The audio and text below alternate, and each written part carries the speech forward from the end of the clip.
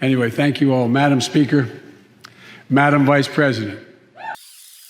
No president has ever said those words from this podium. No president has ever said those words. And it's about time. We're in competition with China and other countries to win the 21st century. We're at a great inflection point in history. We have to do more than just build back better. We have to build back better.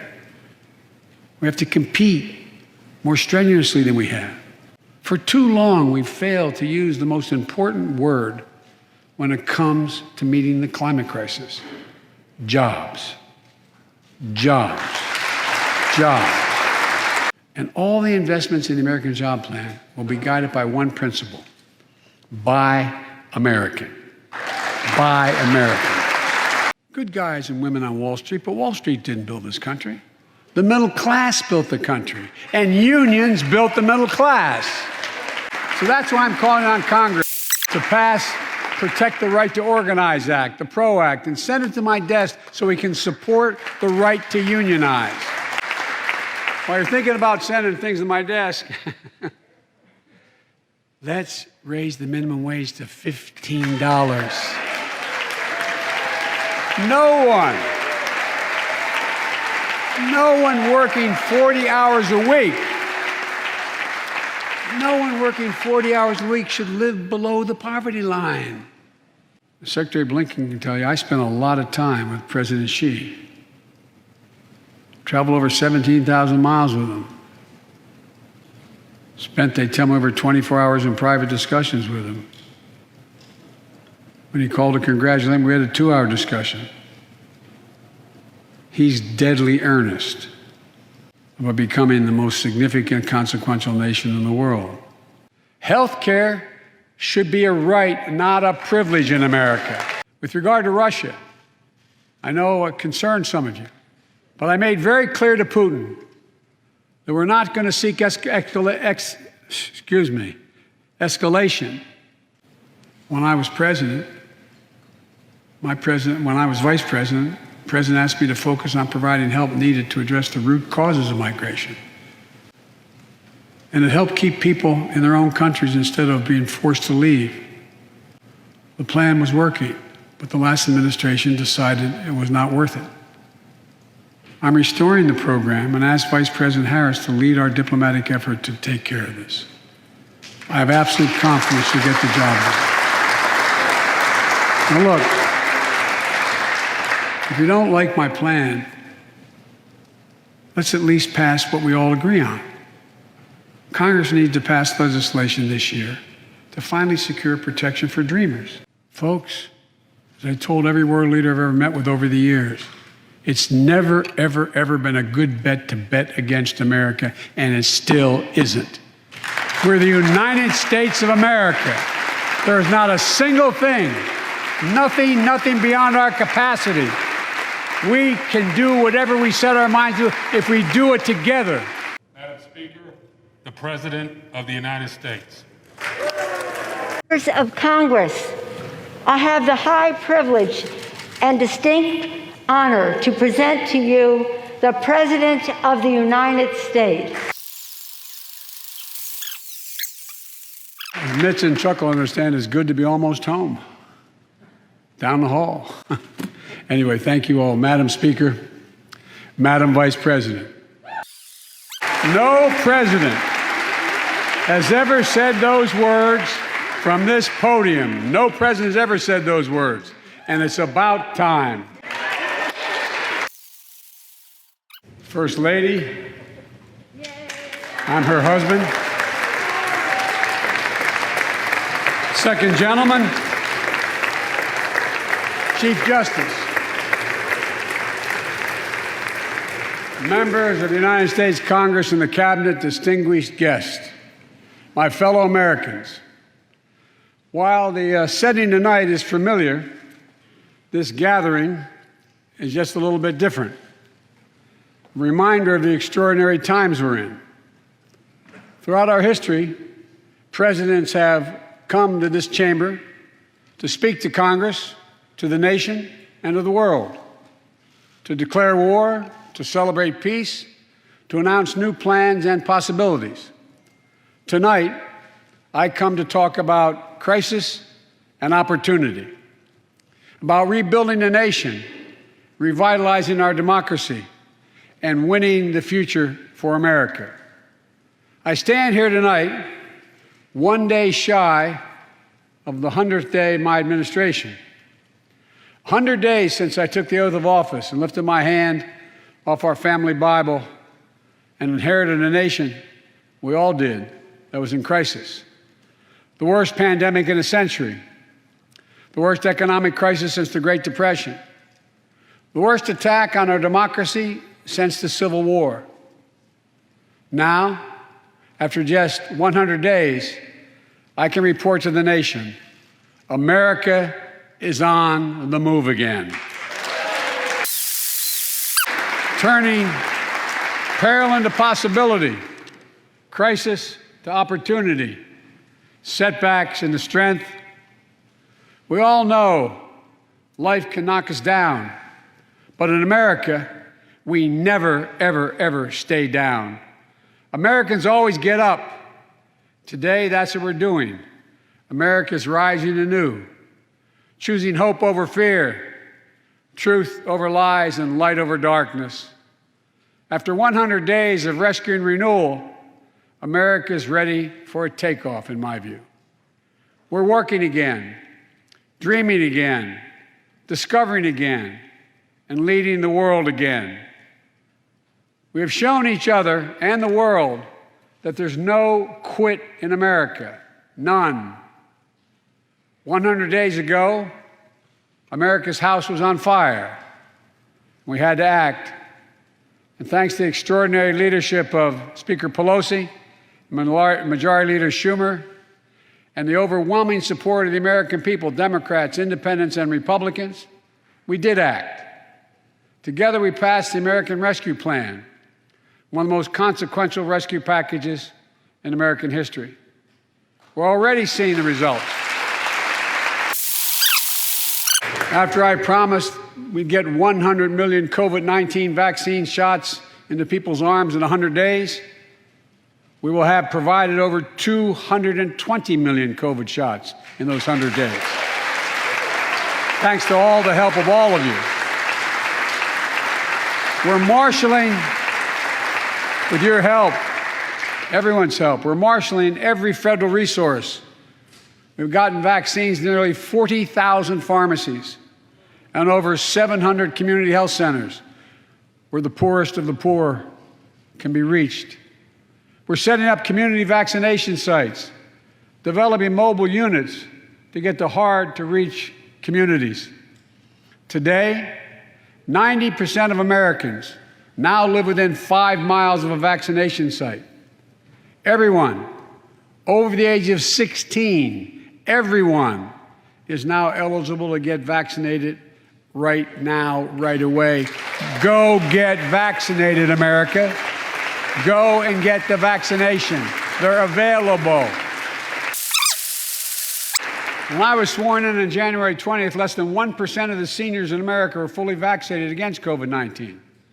100 days later, 70% of seniors in America over 65 are protected, fully protected. Senior deaths from COVID-19 are down 80% since January, down 80% because of all of you. And more than half of all the adults in America have gotten at least one shot. A mass vaccination center in Glendale, Arizona, I asked the nurse, I said, "What's it like?" She looked at me and she said, "It's like every shot is giving a dose of hope," was her phrase, a dose of hope. A dose of hope for an educator in Florida who has a child suffering from an autoimmune disease, wrote to me, said she's worried, and she was worried about bringing the virus home. She said she then got vaccinated at a large site in her car. She said she sat in her car when she got vaccinated and just cried out of joy and cried out of relief. Parents, seeing the smiles on their kids' faces for those who are able to go back to school because the teachers and school bus drivers and cafeteria workers have been vaccinated. grandparents hugging their children and grandchildren instead of pressing hands against a window to say goodbye. It means everything. Those things mean everything. You know, there's still, you all know it, you know it better than any group of Americans, there's still more work to do to beat this virus. We can't let our guard down. But tonight, I can say, because of you, the American people, our progress these past 100 days against one of the worst pandemics in history has been one of the greatest logistical achievements this country's ever seen. What else have we done in those first 100 days? We kept our commitment, Democrats and Republicans, of sending $1,400 rescue checks to 85% of American households. We've already sent more than 160 million checks out the door. It's making a difference. You all know it when you go home. For many people, it's making all the difference in the world. The single mom in Texas who wrote me, she said she couldn't work, but she said the relief check put food on the table and saved her and her son from eviction from their apartment. A grandmother in Virginia who told me she immediately took her granddaughter to the eye doctor, something she said she put off for months because she didn't have the money. One of the defining images, at least from my perspective in this crisis, has been cars lined up for miles. And not people who just barely ever start those cars, nice cars, lined up for miles, waiting for a box of food to be put in their trunk. I don't know about you, but I didn't ever think I'd see that in America. And all of this is through no fault of their own. No fault of their own, these people are in this position. That's why the rescue plan is delivering food and nutrition assistance to millions of Americans facing hunger.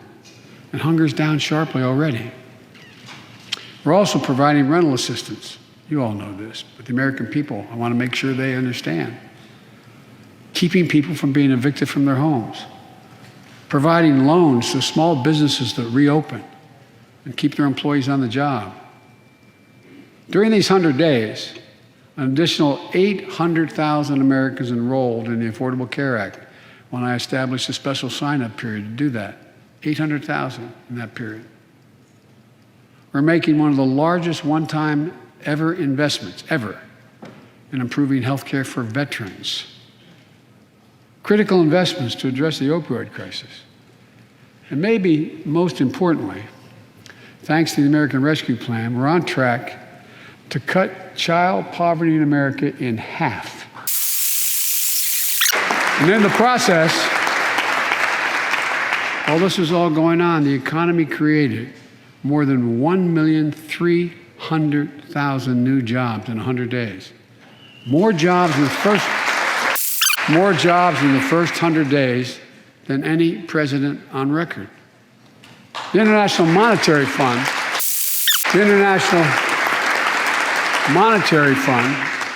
is now estimating our economy will grow at a rate of more than 6% this year.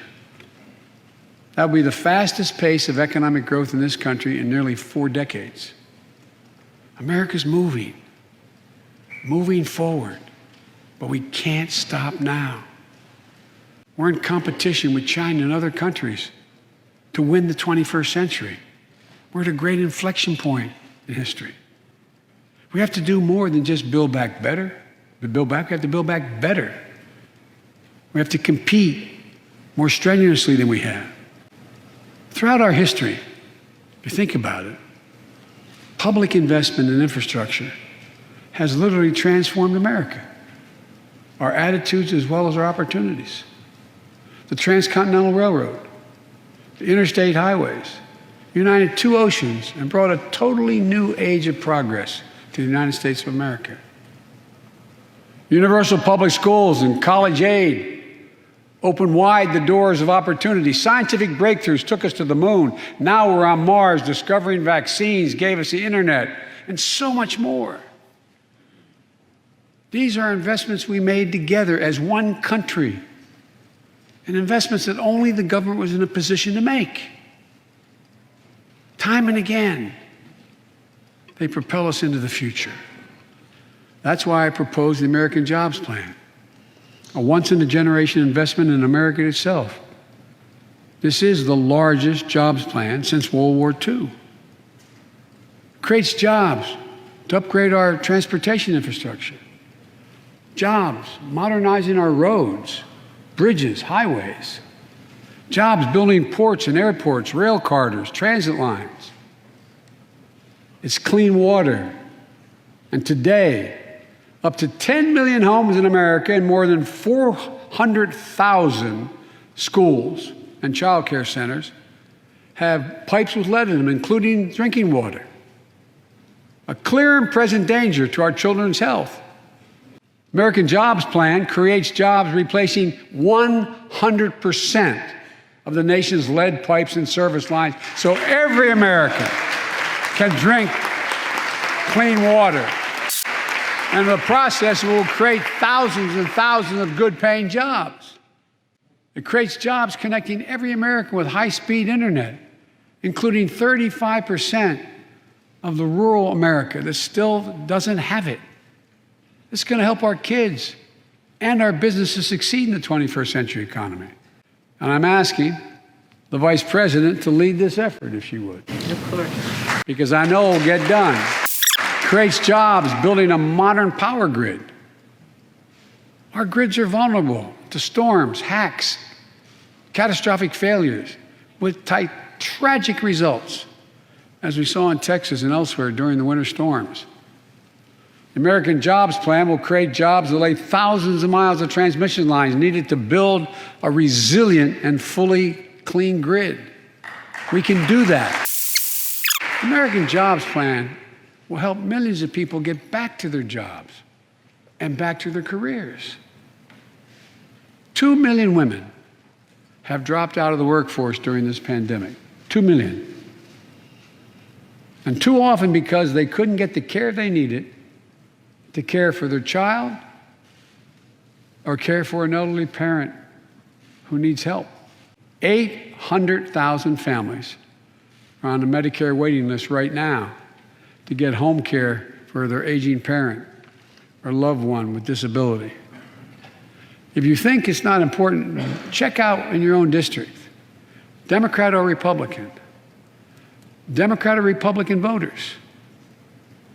Their great concern, almost as much as their children, is taking care of an elderly loved one who can't be left alone. Medicaid contemplated it, but this plan is going to help those families and create jobs for our caregivers with better wages and better benefits, continuing a cycle of growth. For too long, we've failed to use the most important word when it comes to meeting the climate crisis: jobs. Jobs. Jobs.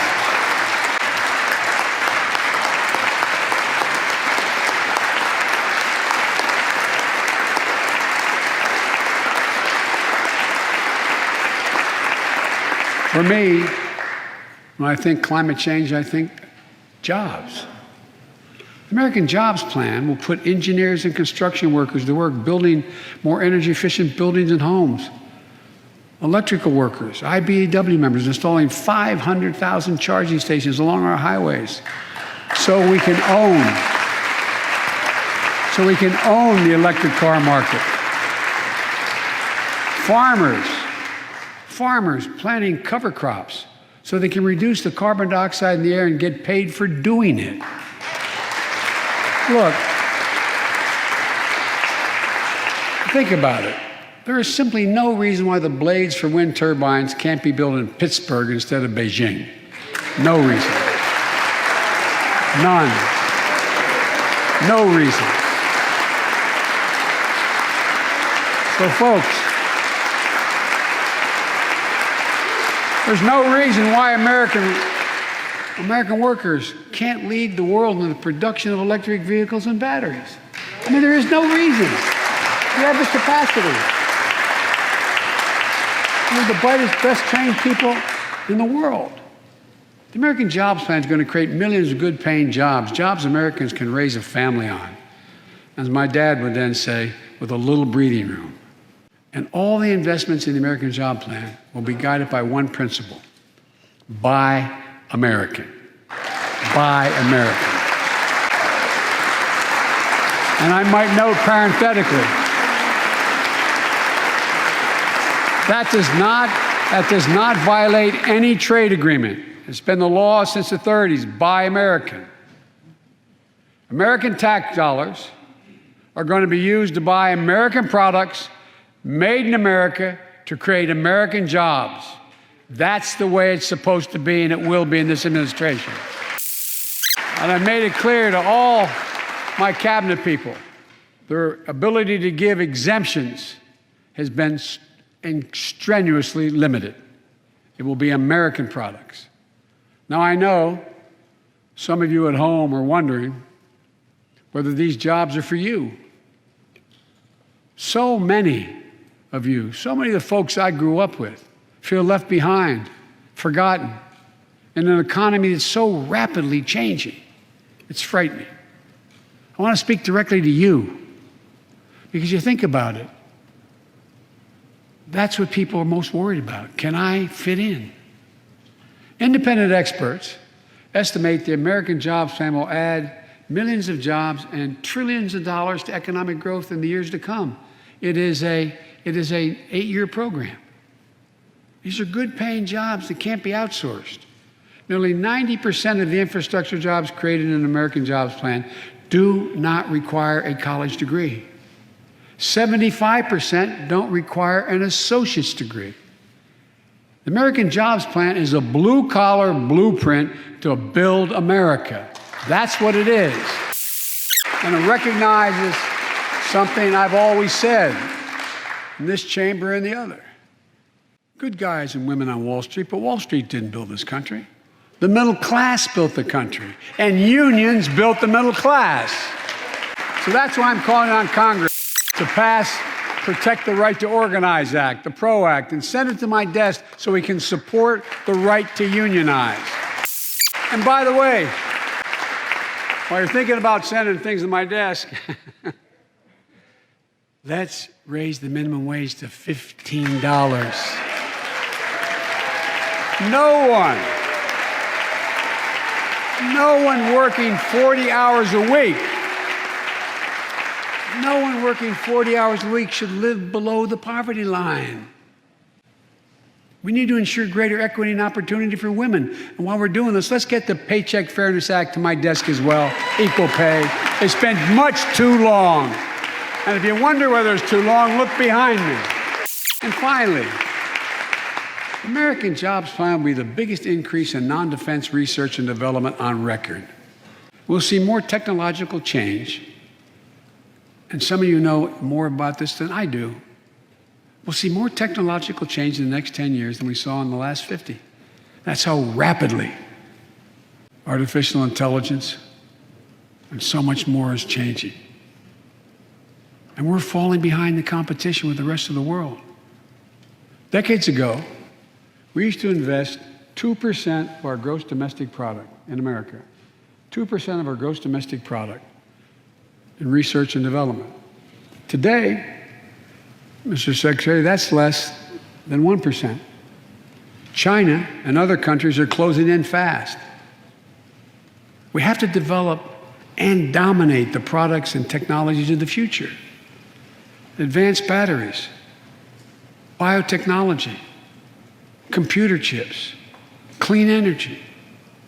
The Secretary of Defense can tell you, and those of you who work in national security issues know, the Defense Department has an agency called DARPA, the Defense Advanced Research Project Agency. The people who set up before I came here, and that's been a long time ago,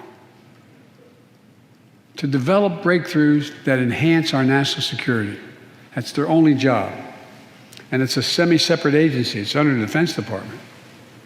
It's led to everything from the discovery of the internet to GPS and so much more that's enhanced our security. The National Institute of Health, the NIH, I believe, should create a similar advanced research projects agency for health. And here's what it would do. It would have a singular purpose: to develop breakthroughs to prevent, detect, and treat diseases like Alzheimer's, diabetes, and cancer. I'll still never forget when we passed the cancer proposal in the last year I was vice president. Almost $9 million going to NIH. And if you excuse the point of personal privilege, I'll never forget you standing, Mitch, and saying, "Name it after my deceased son." It meant a lot. But so many of us have deceased sons, daughters, and relatives who died of cancer. I can think of no more worthy investment. I know of nothing that is more bipartisan. So let's end cancer as we know it. It's within our power. It's within our power to do it. Investments in jobs and infrastructure like the ones we're talking about have often had bipartisan support in the past. Vice President Harris and I met regularly in the Oval Office with Democrats and Republicans and discussed the jobs plan. And I applaud a group of Republican senators who just put forward their own proposal. So let's get to work. I wanted to lay out before the Congress my plan before we got into the deep discussions. I'd like to meet with those who have ideas that are different, they think are better. I welcome those ideas. But the rest of the world is not waiting for us. I just want to be clear. From my perspective, doing nothing is not an option. We can't be so busy competing with one another that we forget the competition that we have with the rest of the world to win the 21st century. Secretary Blinken can tell you I spent a lot of time with President Xi. Traveled over 17,000 miles with him. Spent, they tell me, over 24 hours in private discussions with him. When he called to congratulate him, we had a 2-hour discussion. He's deadly earnest about becoming the most significant, consequential nation in the world. He and others, autocrats, think that democracy can't compete in the 21st century with autocracies because it takes too long to get consensus. To win that competition for the future, in my view, we also need to make a once-in-a-generation investment in our families and our children. That's why I've introduced the American Families Plan tonight, which addresses 4 of the biggest challenges facing American families and in turn America. First is access to good education. When this nation made 12 years of public education universal in the last century, it made us the best educated, best prepared nation in the world. It's, I believe, the overwhelming reason that propelled us to where we got in the 20th century. But the world's caught up or catching up. They're not waiting. I would say parenthetically, if we were sitting down, we set a bipartisan committee together and said, okay, we're going to decide what we do in terms of government providing for free education. I wonder whether we'd think, as we did in the 20th century, that 12 years is enough in the 21st century. I doubt it. 12 years is no longer enough today to compete with the rest of the world in the 21st century. That's why my American Families Plan guarantees 4 additional years of public education for every person in America, starting as early as we can. The great universities in this country have conducted studies of the last 10 years. It shows that adding 2 years of universal high-quality preschool for every 3-year-old and 4-year-old, no matter what background they come from, puts them in the position to be able to compete all the way through 12 years. and increases exponentially their prospect of graduating and going on beyond graduation. The research shows when a young child goes to school, not daycare, they're far more likely to graduate from high school and go to college or something after high school. When you add 2 years of free community college on top of that, you begin to change the dynamic. We can do that. And we'll increase Pell Grants and invest in historical black colleges and universities, tribal colleges, minority-serving institutions. The reason is they don't have the endowments. But their students are just as capable of learning about cybersecurity, just as capable of learning about metallurgy, all the things that are going on that provide those jobs of the future. Jill is a community college professor who teaches today as First Lady. She's long said, if I've heard it once, I've heard it 1,000 times. Joe, any country that out-educates us is going to out-compete us. She'll be deeply involved in leading this effort. Thank you, Jill.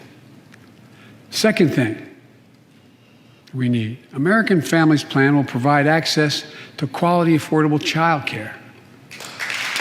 We guarantee, when I'm proposing the legislation, we guarantee that low and middle income families will pay no more than 7% of their income for high quality care for children up to the age of 5. The most hard-pressed working families won't have to spend a dime. Third, the American Families Plan will finally provide up to 12 weeks of paid leave and medical leave, family medical leave. We're one of the few industrial countries in the world. No one should have to choose between a job and a paycheck or taking care of themselves and their loved ones or parent or spouse or child. And fourth, the American Family Plan puts directly into the pockets of millions of Americans. In March, we expanded tax credit for every child in a family, up to $3,000 per child if they're under 6 years of age. Over 6 years of age. And $3,600 for children over 6 years of age. With 2 parents, 2 kids, that's $7,200 in the pockets that are going to help take care of your family. And that will help more than 65 million children and help cut child care poverty in half. And we can afford it. So we did that in the last piece of legislation we passed. But let's extend that child care tax credit at least through the end of 2025. The American Rescue Plan lowered health care premiums for 9 million Americans who buy their coverage under the Affordable Care Act. I know that's really popular this side of the aisle. But let's make that provision permanent so their premiums don't go back up. In addition to my family's plan, I'm going to work with Congress to address this year other critical priorities for American families. The Affordable Care Act has been a lifeline for millions of Americans, protecting people with pre-existing conditions, protecting women's health, and the pandemic has demonstrated how badly it's needed. Let's lower deductibles for working families on the Affordable Care Act. And let's lower prescription drug costs. We know how to do this. The last president had that as an objective. We all know how outrageously expensive drugs are in America. In fact, we pay the highest prescription drug prices of anywhere in the world, right here in America. Nearly 3 times for the same drug, nearly 3 times what other countries pay. We have to change that, and we can. Let's do what we talked about for all the years I was down here in this body, in Congress. Let's give Medicare the power to save hundreds of billions of dollars by negotiating lower drug prescription prices. It won't just help people on Medicare. Lower prescription drug costs for everyone. And the money we save, which is billions of dollars, can go to strengthen the Affordable Care Act and expand Medicare coverage benefits without costing taxpayers an additional penny. It's within our power to do it. Let's do it now. We've talked about it long enough, Democrats and Republicans. Let's get it done this year. This is all about a simple premise. Health care should be a right, not a privilege in America. How do we pay for my jobs and family plan? I made it clear we can do it without increasing the deficits. Let's start with what I will not do. I will not impose any tax increase on people making less than $400,000. But it's time for corporate America and the wealthiest 1% of Americans to just begin to pay their fair share. Just their fair share. Sometimes I have arguments with my friends in the Democratic Party. I think you should be able to become a billionaire and a millionaire, but pay your fair share. A recent study shows that 55 of the nation's biggest corporations paid zero federal tax last year. Those 55 corporations made in excess of $40 billion in profit. A lot of companies also evade taxes through tax havens in Switzerland and Bermuda and the Cayman Islands. And they benefit from tax loopholes and deductions for offshoring jobs and shifting profits overseas. It's not right. We're going to reform corporate taxes so they pay their fair share and help pay for the public investments their businesses will benefit from as well. We're going to reward work, not just wealth. We take the top tax bracket for the wealthiest 1% of Americans, those making over $400,000 or more, back up to where it was when George W. Bush was president, when he started, 39.6%. That's where it was when George W. was president. We're going to get rid of the loopholes, allow Americans to make more than $1 million a year and pay a lower tax rate on their capital gains than Americans who receive a paycheck. We're only going to affect 0.3% of all Americans by that action, 0.3%. And the IRS is going to crack down on millionaires and billionaires who cheat on their taxes. It's estimated to be billions of dollars by think tanks that are left, right, and center. I'm not looking to punish anybody, but I will not add a tax burden, additional tax burden to the middle class in this country. They're already paying enough. I believe what I propose is fair, fiscally responsible, and it raises revenue to pay for the plans I propose and will create millions of jobs that will grow the economy and enhance our financial standing in the country. When you hear someone say they don't want to raise taxes on the wealthiest 1% or corporate America, ask them whose taxes you want to raise. Instead, who's they're going to cut? Look, the big tax cut of 2017. Remember, it was supposed to pay for itself. That was how it was sold.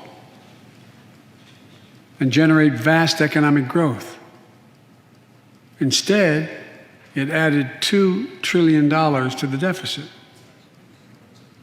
It was a huge windfall for corporate America and those at the very top. Instead of using the tax saving to raise wages and invest in research and development, it poured billions of dollars into the pockets of CEOs. In fact, the pay gap between CEOs and their workers is now among the largest in history.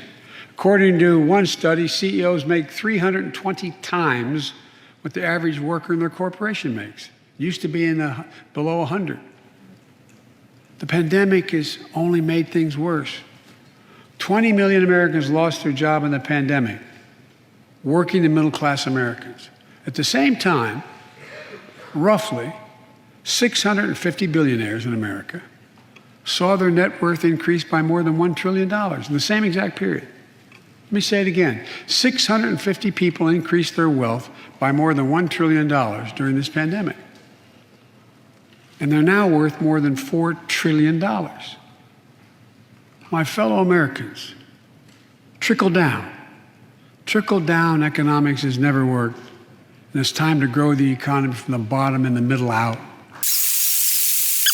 There's a broad consensus of economists left, right, and center, and they agree what I'm proposing will help create millions of jobs and generate historic economic growth. These are among the highest values investments we can make as a nation.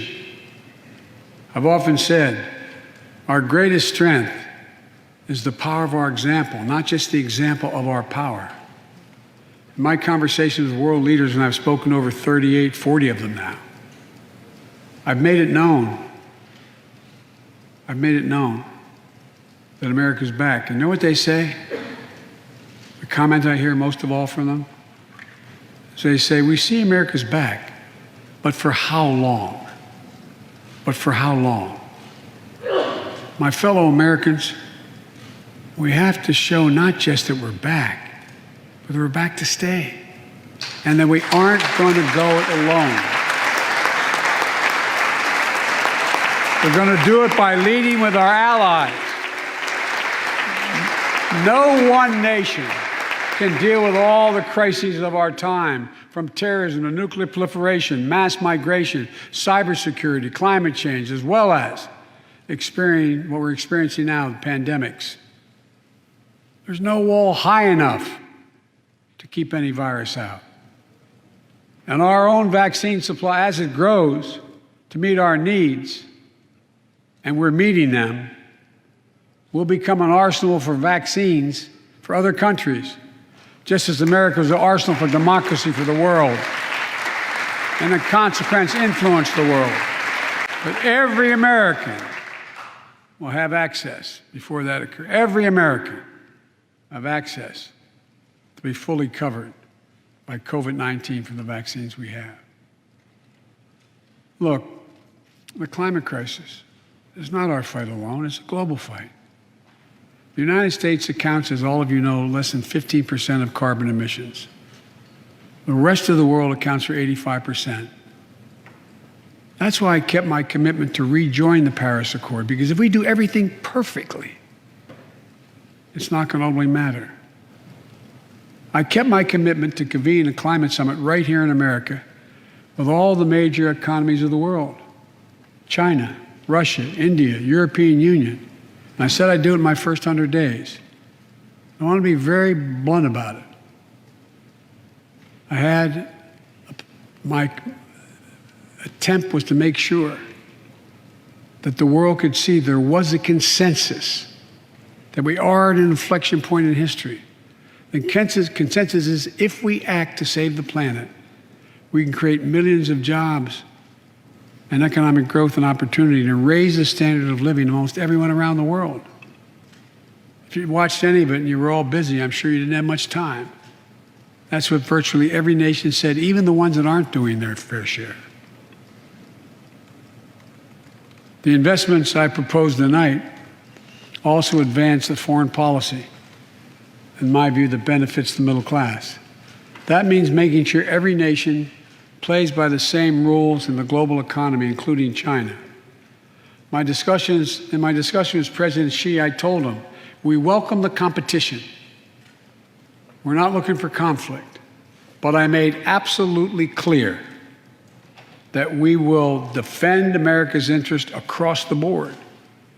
America will stand up to unfair trade practices that undercut American workers and American industries, like subsidies from state to state-owned operations and enterprises, and the theft of American technology and intellectual property.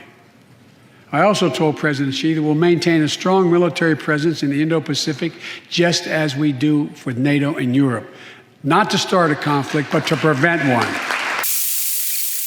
I told them what I've said to many world leaders, that America will not back away from our commitments, our commitment to human rights and fundamental freedoms, and to our alliances. And I pointed out to him, no responsible American president could remain silent when basic human rights are being so blatantly violated. An American president has to represent the essence of what our country stands for. America is an idea, the most unique idea in history. We are created, all of us, equal. It's who we are. And we cannot walk away from that principle and, in fact, say we're dealing with the American idea.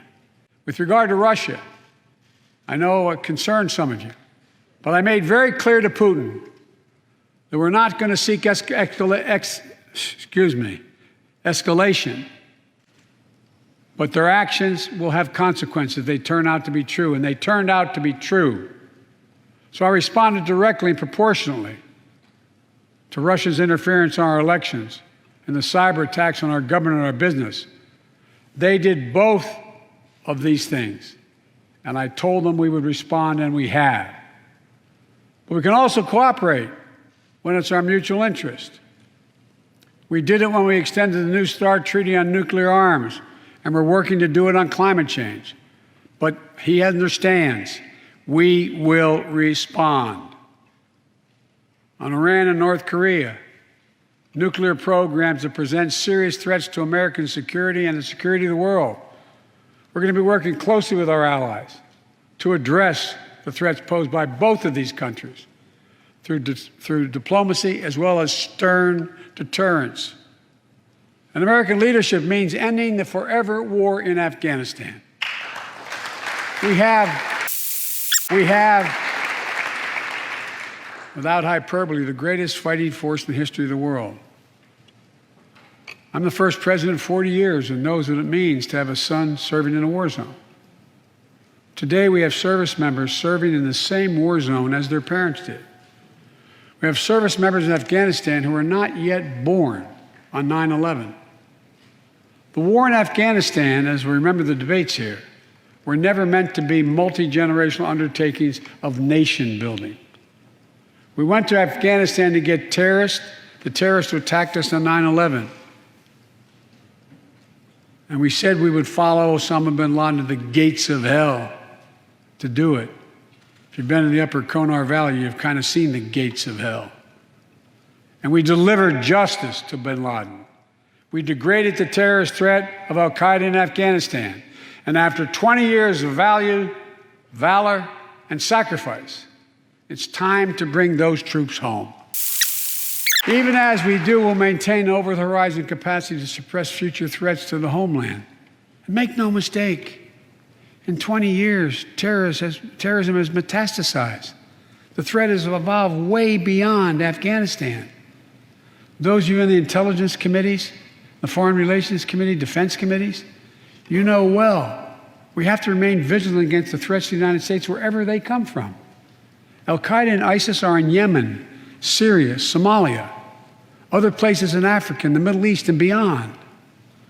And we won't ignore what our intelligence agencies have determined to be the most lethal terrorist threat to the homeland today.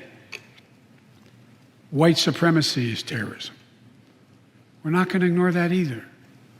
My fellow Americans, look, we have to come together to heal the soul of this nation. It was nearly a year ago before her father's funeral when I spoke with Gianna Floyd, George Floyd's young daughter. She's a little tyke, so I was kneeling down to talk to her so I could look her in the eye. She looked at me, she said, "My daddy changed the world."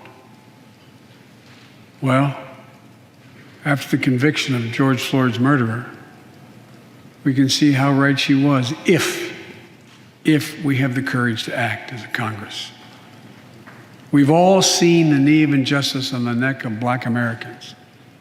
Now's our opportunity to make some real progress. The vast majority of men and women wearing a uniform and a badge serve our communities, and they serve them honorably. I know them. I know they want. I know they want to help meet this moment as well. My fellow Americans, we have to come together to rebuild trust between law enforcement and the people they serve, to root out systemic racism in our criminal justice system, and to enact police reform in George Floyd's name that passed the House already. I know Republicans have their own ideas and are engaged in very productive discussions with Democrats in the Senate. We need to work together to find a consensus. But let's get it done next month, by the first anniversary of George Floyd's death. The country supports this reform, and Congress should act. We have a giant opportunity to bend the arc of the moral universe toward justice, real justice.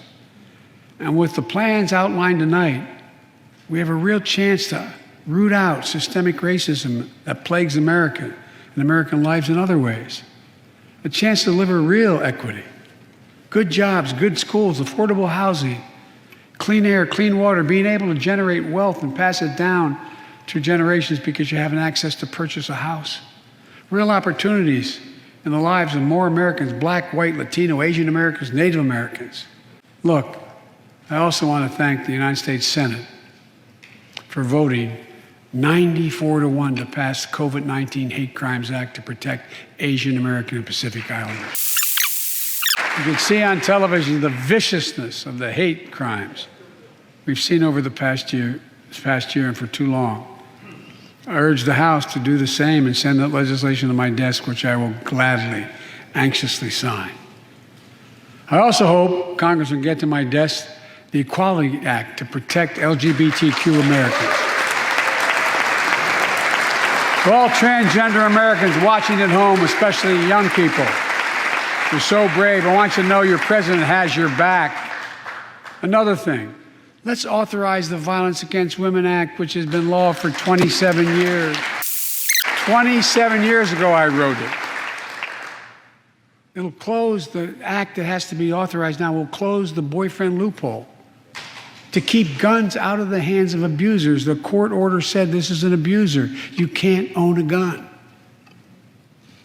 It's to close that loophole that existed. You know, it's estimated that 50 women are shot and killed by an intimate partner every month in America. 50 a month. Let's pass it and save some lives. And I need not tell anyone this, but gun violence has become an epidemic in America. The flag at the White House was still flying at half-mast for the 8 victims of the mass shooting in Georgia, when 10 more lives were taken in a mass shooting in Colorado. And in the week in between those two events, 250 other Americans were shot dead in the streets of America.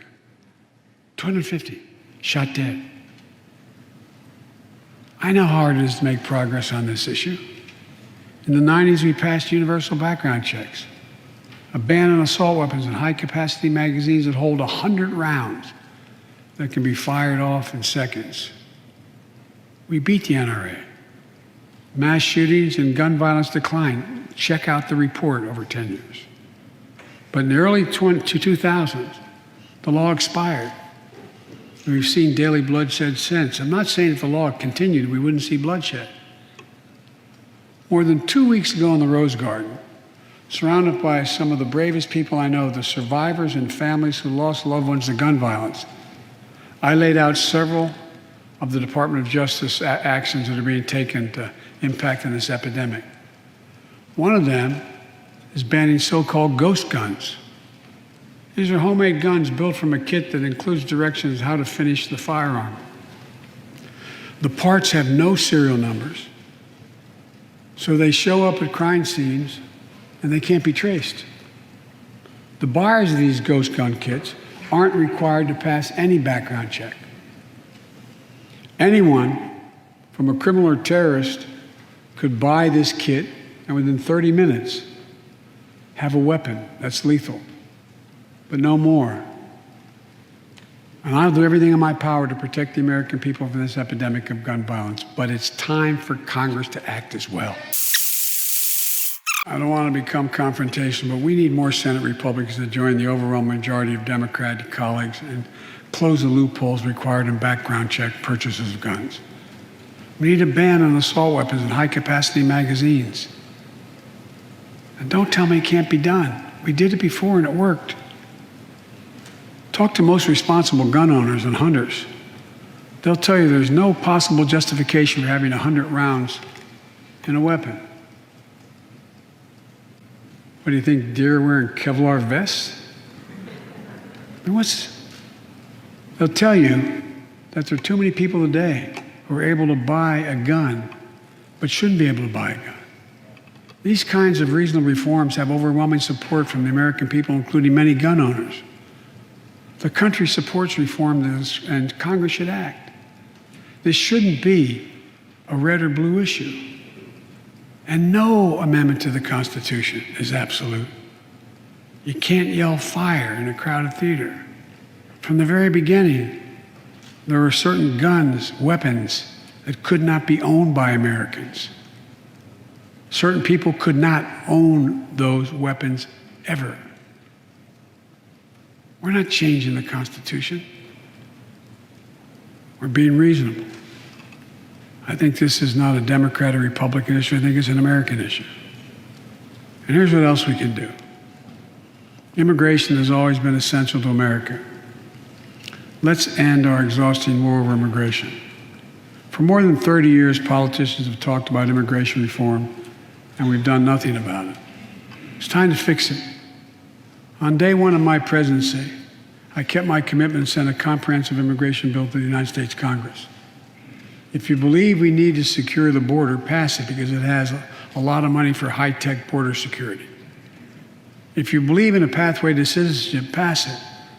There's over 11 million undocumented folks, the vast majority of here overstaying visas. Pass it. We can actually, if you actually want to solve a problem, I've sent a bill to take a close look at it. We also have to get at the root problem of why people are fleeing, particularly to our southern border from Guatemala, Honduras, and El Salvador. The violence, the corruption, the gangs, the political instability, hunger, hurricanes, earthquakes, natural disasters.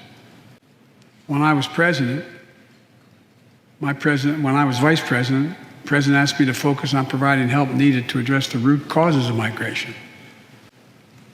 And it helped keep people in their own countries instead of being forced to leave. The plan was working, but the last administration decided it was not worth it. I'm restoring the program and asked Vice President Harris to lead our diplomatic effort to take care of this. I have absolute confidence she'll get the job done. Now look, if you don't like my plan, let's at least pass what we all agree on. Congress needs to pass legislation this year to finally secure protection for dreamers. The young people have only known America as their home. And permanent protection for immigrants who are here on temporary protective status who came from countries beset by man-made and natural-made violence and disaster, as well as a pathway to citizenship for farm workers who put food on our tables. Look,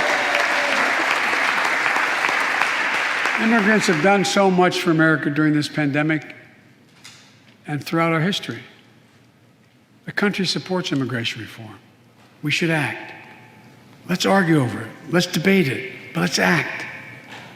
And if we truly want to restore the soul of America, we need to protect the sacred right to vote. More people voted in the last presidential election than any time in American history, in the middle of the worst pandemic ever. It should be celebrated. Instead, it's being attacked. Congress should pass H.R. 1 and the John Lewis Voting Rights Act and send it to my desk right away. The country supports it, and Congress should act now. Look, in conclusion, as we gather here tonight, the image of a violent mob assaulting this Capitol, desecrating our democracy, remain vivid in all our minds. Lives were put at risk, many of your lives. Lives were lost. Extraordinary courage was summoned. The insurrection was an existential crisis, a test of whether our democracy could survive, and it did. But the struggle is far from over. The question of whether our democracy will long endure is both ancient and urgent. As old as our republic, still vital today. Can our democracy deliver on its promise that all of us, created equal in the image of God, had a chance to lead lives of dignity, respect, and possibility?